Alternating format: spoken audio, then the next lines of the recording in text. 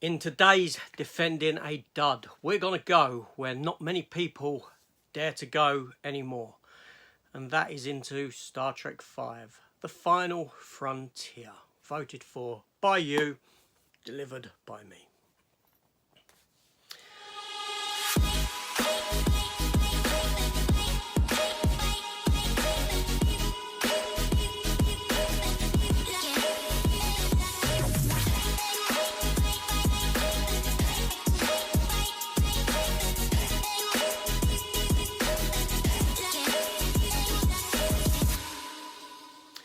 So welcome back to the channel, everyone, and welcome to my latest episode of Defending a Dud. Yes, Star Trek V, The Final Frontier. You know the one.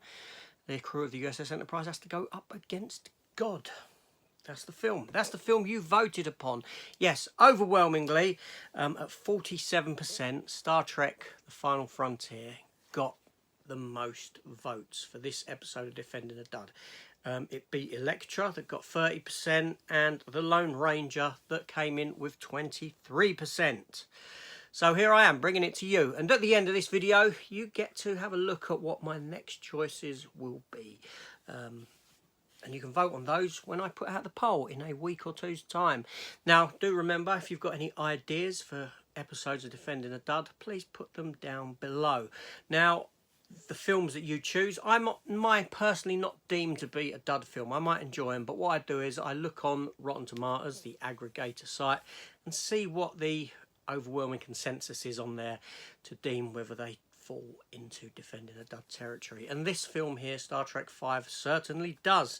So currently, on Rotten Tomatoes, this film actually sits at a 22% review score and a 24% audience score. So, definitely Defending the Dud territory. So what I'm going to do here is I'm going to talk about this film. I'm going to talk about the issues with the film, break the film down, and then I'm going to build the film back up again and find some worth in there to see if there is some worth that might make you look at this film in a new light, that might make you go out and revisit this film and watch it and think, actually, this isn't as bad as what people say. Now, I may succeed in that. I might fail in that. I've had some failures before in doing it.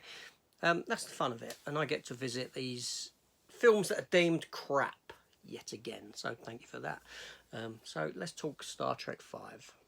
So, The Final Frontier. This film here in the UK was released on October the 20th of 1989. It had a PG rating with a runtime of 1 hour and 47 minutes. Now, 1989 was a very busy year for cinema. It's probably one that a lot of people remember. There were a wealth of films, a wealth of sequel films coming out that year.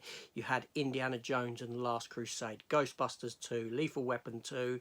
The list is endless. What else did you have? Back to the Future Part 2, I believe. Obviously, Batman hit that year, 1989.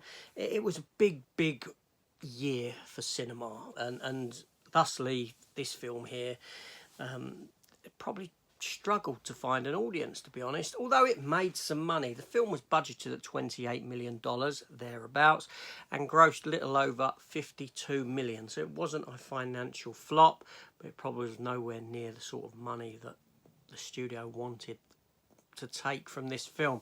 The film had issues from the get-go. Obviously, we've come out of a fantastic era of Star Trek films. You had Star Trek II, The Wrath of Khan, Star Trek The Search for Spock, which is deemed to be a lesser film, but it's not. Star Trek IV, The Voyage Home, which is a very, very good Star Trek film for general audiences. Very accessible if you're not a Star Trek fan. And then you step into this realm here of Star Trek The Final Frontier. Now, this film was directed by William Shatner himself. Yes, Captain Kirk. And it was also written by him with a bit of help by Harve Bennett and some other individuals. Now, back in the day, a contract was signed whereby if another cast member were to get something, then Shatner would get it, or if he was to get something, the other cast member would get something. There was this sort of a thing going on, and thusly, as you know, Leonard Nimoy directed a couple of the Star Trek films prior to this one. So Shatner, being the egocentric individual that he is, on a side note, I do like William Shatner, he thought, now it's my turn to start to star in to direct a Star Trek film. In fact, there was an issue with his pay over Star Trek 4, and part of the agreement for him starring in Star Trek 4 was that you can direct the 5th one. So Shatner, in his infinite wisdom, came out with this elaborate idea that revolved around religion. Shatner himself was sat around and he got fascinated by tele-evangelists. Not that he enjoyed what they'd done, but he was obsessed with watching them and you know how narcissistic they are, how you know what I mean, manipulative and all this sort of thing. And he decided to do a film around this that came to work to be Star Trek V: The Final Frontier. Obviously, this film saw the return of Leonard Nimoy as Spock, DeForest Kelley as Bones, and the rest of the Star Trek original cast. David Warner joined the cast of this, and this wouldn't be his last time because he was in Star Trek 6 as well. And Lawrence Luckinbill was cast as Sybok, Spock's never before spoken about brother. And this film opens with us being introduced to Sybok on a planet called Nimbus 3, which is within the neutral zone, but it is a planet of peace. No weapons are allowed there or anything. And there's this fella in the desert, I don't know, digging with a well or something, and this mysterious individual rides out of the sunset, out of the dust, in slow-mo. It looks all really good, I'll give it that. And it turns out to be Sybok, and we come to learn that he can heal people's pain and that he is a Vulcan. We're then introduced to the main three, Kirk, Spock, Bones, and they themselves are on a vacation away from the Enterprise while it's being sort of fitted up because there's a lot of mechanical problems on board. And they're climbing a mountain and sitting around a campfire, singing campfire songs, and you know, it's a great scene. It's a great character-driven scene. They're then called back to the Enterprise because of this situation on Nimbus 3, where Sybok has brought up a following of people and gone in and essentially kidnapped these three individuals: a Klingon, a Terran, human, and a Romulan woman. And the Enterprise comes to save the day to stop this, whatever's going on. They go there, but they end up getting overpowered because it's all a ruse, because Sybok has got these other three individuals and everyone else there underneath his guise. He's essentially acting as a zealot, as a, you know, getting people behind him, almost like a cult following. They come and take the Enterprise. They take the Enterprise through the Great Barrier, which is the middle of space, the centre of the universe, shall we say, where they confront God. And that's the film, essentially. This film, it's you know, its pacing is off. When you compare it to the other Star Trek films, its pacing is off, especially the ones that come free before this. And this very much feels like a return to Star Trek the motion picture. It feels like, even story-wise, there's a lot of analogies that cross over between that and this. A lot of comparisons that can be made between the story of V'Ger and the story of this God presence, shall we say. This film went through numerous rewrites because no one could agree on God, because inevitably you're gonna upset some people by saying this is God. So in turn it had to be sort of written that actually it's just an alien pretending to be God and all this sort of stuff. Shatner wanted these elaborate angels and demons, rock monster type things, and the budget couldn't afford it. So Shatner was going in to make this film that he had this story for, and the budget just wasn't there for it. So a lot of compromises had to be made, and these compromises are shown on screen. Everything in this film, from what came from the three before, even the first film, feels like a step backwards. Feels like you've had a reduction in budget in the special effects department, in the cinematography department, every aspect of the film. Jerry Goldsmith comes back to deliver a fantastic score. But again, this harks back to the first Star Trek film and the musical score that he gave for that, which is a fantastic score, but it's a world apart from what we were given in Star Trek 2 and 3. by James Horner. Not that it's bad, I'm not saying that at all. It ain't. It's a fantastic score. The main theme tune is brilliant. So obviously this film came out in a time where there was probably a bit of fatigue for Star Trek in that sense. In the films, you've gone from having an audience-pleasing Star Trek 4, The Voyage Home, to then delving into the narcissistic ego of William Shatner and his wanting to be a God story. Which, come on, let's be honest. William Shatner writing a God story is basically him saying, "You can't better this. You know, what else can we do after I've gone up against God? I can't do nothing. We can't go any bigger than that." The film does have a subplot about these Klingons, a Klingon vessel with this Klingon captain who wants to take on the Enterprise for no reason whatsoever than that he's just bored. And this is a subplot that can ultimately be deleted from the film, and it has no bearing over anything in the movie whatsoever, and just feels like a waste of time and shoehorned in whenever we jump there to it. So this isn't a great film from that perspective. It isn't at all. So I sat down, obviously, and I've watched it and I've taken the bad from it. But can I find any good in it? Now I've got to go and have a stiff drink before I come back and give you any positive about this movie. Okay, so can I change your mind on this movie? Because there's a lot wrong with this film. There is a lot wrong. I can't deny that. I can't argue against the stuff that I have said. It isn't a great Star Trek film. However, any defence in this would land solely on the shoulders if you're a Star Trek fan. This is a film for the Star Trek fan base, no one else. This film isn't really accessible to your general audience. No, it goes full in. You know, the concept, the idea, the story idea has some worth there. There's a lot of fantastic themes within this film. Obviously, you've got the themes of religion, and religion is always an interesting subject, somewhat divisive at times. We go into, you know, obviously God and what God means and what God is to different races and this sort of a thing. And that we have your sort of religious zealots embodied by Cyborg. So thematically, the film is very, very strong in that sense. Also, the film focuses on death and old age. This is something that Star Trek at this era was doing in you know, from Star Trek 2 up to its end, the aging of these characters, and that's of no difference here.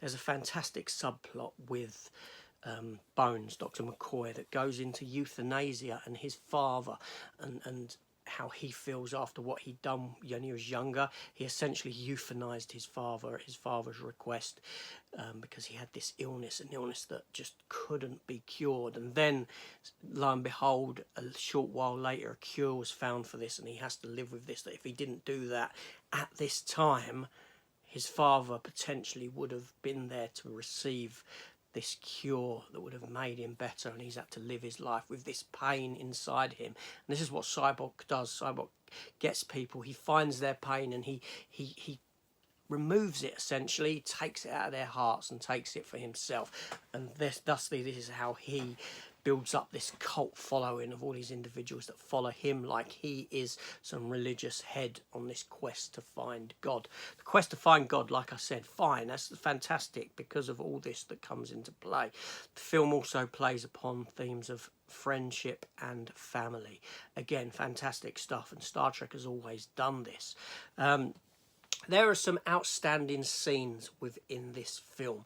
Outstanding scenes that, as a Star Trek fan, when you know the other Star Trek films, you see sort of things at play, things that elevate things from other Star Trek movies. For argument's sake, let's take Star Trek Generations, okay? So at the end of Star Trek Generations, as we know, William Shatner's Captain Kirk dies on board the Enterprise B at the beginning. Only he doesn't die, but when he dies there, he's in this room alone, right? And the only other crew members from his original team there are Chekhov and Scotty, right? And then later on in the film, and this upset a lot of fans, we know that Shatner died, his Kirk really died on that bridge that fell, and only Picard was there to see him. Now, when you watch this film, there's a fantastic scene when, you know, you have William Shatner. He's fallen from that cliff and he's been saved by Spock with his jet boots, right? But we know that, and well, Shatner knows, he says, the character of Kirk says, I knew I wasn't going to die. And they're like, well, how do you know this? And he says, because I've always known that I'm going to die alone. I'm not going to die with you two around. And this is the family coming into play. These are his two main friends on board. They form the primary triangle of these characters. And thusly, you jump forward to Star Trek Generations, and things make a lot more sense. Now, I'm sure it wasn't planned this way, because we know it wasn't. But in Star Trek Generations, on board the Enterprise B, Kirk is alone downstairs in that engineering room. Kirk is alone on board that vessel in that he hasn't got Spock with him and he hasn't got Dr. McCoy with him. So thematically this works.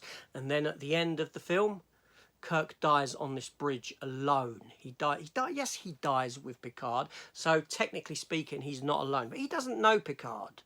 He doesn't know Captain Picard. He hasn't formed a relationship with him. They've only known each other for 5 minutes because they're captains of the Enterprise, both of them. That's all they have in common. And they die at that point. He dies at that point. And then you go back to this film and you see stuff like this and you think to yourself, well, this actually elevates that now. This has that making sense. Like I said, probably not planned like that. They probably didn't even think about this. But it works wholeheartedly. A lot of the cast have got fantastic stuff to do, you know. Kirk, Spock, McCoy primarily. Sybok himself, Lawrence Luckinbill, he's very good in that role. He gives a great performance. So this film, its strength is based upon the fact that it is part of this combined film series, that there's elements within this at play, the continuation of character arcs, essentially stuff pointing towards stuff that will happen in the future, which does come to pass. But it's been a difficult one to find any good in. I will say that. You know, like I said, thematically, it's got some fantastic themes within, but they're not really done justice. They're not done as well as what they could be. The film suffers from a lower budget, like I said. So really, this is a Star Trek film for the fans. So my defence of this film can, like I said, can only sit squarely on the shoulders of if you are a Star Trek fan through and through. For me, this still remains the weakest of the original Star Trek movies, and for good reason.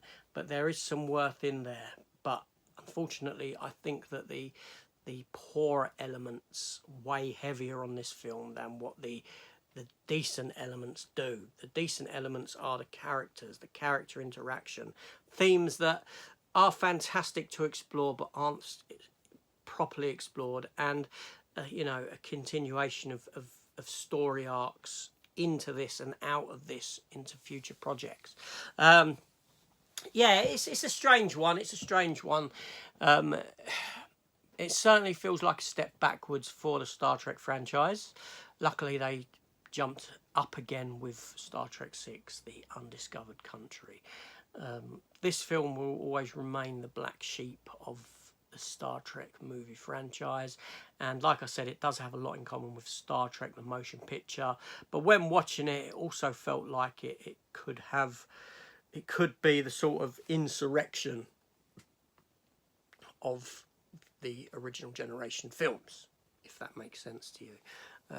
Yeah, but there we go. So let me know down below whether, you know, anything that I've said, you know, has touched a nerve with you, which is good or bad, whether it's made you think, oh, actually, yeah, those sort of themes within elevate it for me. The Kirk dying alone, that's the biggest bit I took out of this film, and that scene, wonderful. wonderful knowing what happens to Kirk. Almost like it's been pre-planned. But there we go. So there we go. There's Star Trek V: The Final Frontier. Thoughts down below. Do you like this film? Do you dislike this film? Where does it sit for you in a ranking of those original 6 Star Trek films? I'd be interested to know your thoughts. Are you someone that totally despises this film, or are you a supporter of it and you think, well, actually, this is the best Star Trek film out of all of them? I'd like to know. So, let's talk about the next episode of Defending a Dud. So a little bit of a mix-up here. Now, I do usually take the runner-up and put it into the next episode, and I'm going to do that. So I'm going to take Elektra. So Elektra appears again. So you've got that one that you can keep an eye out and vote on in a couple of weeks when I put the poll out. I'm going to do 2 other superhero movies for you. I'm going to go superhero-centric. Superheroes are a big thing, although it's coming to an end. So let's jump on that bandwagon now and get the superheroes in here. And then I'm going to give you another female-led superhero movie, and that being Halle Berry's Catwoman. Yeah, Catwoman. Fantastic film. I say in jest, okay? And then I'm going to give you Ryan Reynolds, The Green Lantern. So 2 DC movies, 1 Marvel movie. Think about which one you'd like me to take a stab at next in defence of that movie. Like I said, in about 2 weeks' time, or in a week's time, I don't know when. It'll come up at some point. You will see it in the community tab. I'll put out a voting poll. That poll will be up for 2 weeks, and then a week after, I will give you that episode of Defending a Dud. So thank you for watching, and now I've got to go and wash that bad taste out of my mouth by watching the best Star Trek film, The Wrath of Khan.